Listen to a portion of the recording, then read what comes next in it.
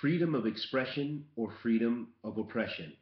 And this is really what we have to look at. And I'm just going to share with you very briefly the Islamic position with regards to this.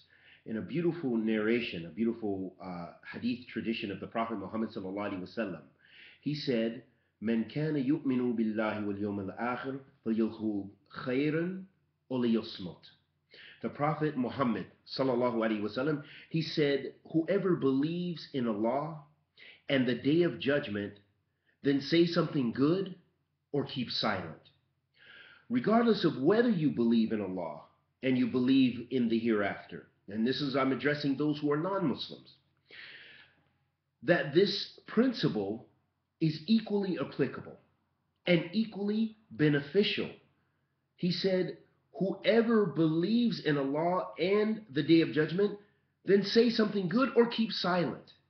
If you don't have anything good to say, then is it really worth saying? The Prophet Muhammad ﷺ said also, "La darar wa la dirar." Do not harm and do not cause harm. Do not harm, and there is no harming. So this is one way to translate it. The basic meaning is that you should not harm others, and you should not try to benefit from that which is harmful.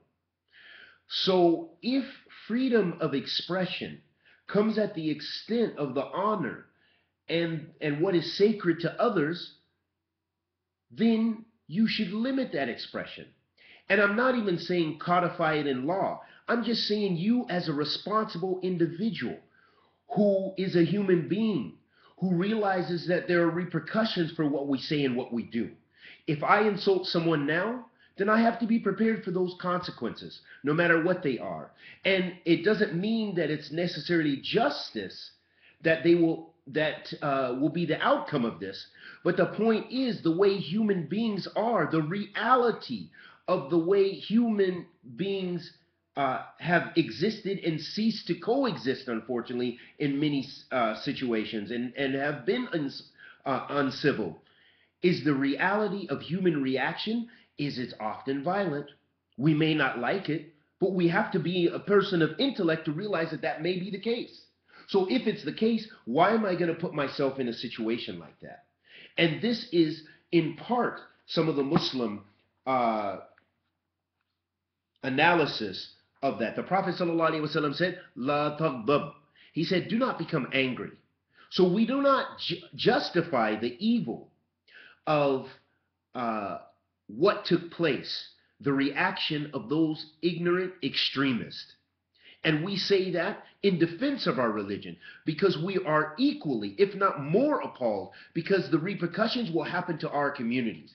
And the image of Islam is being tainted further again, but they can't put out the light of Allah.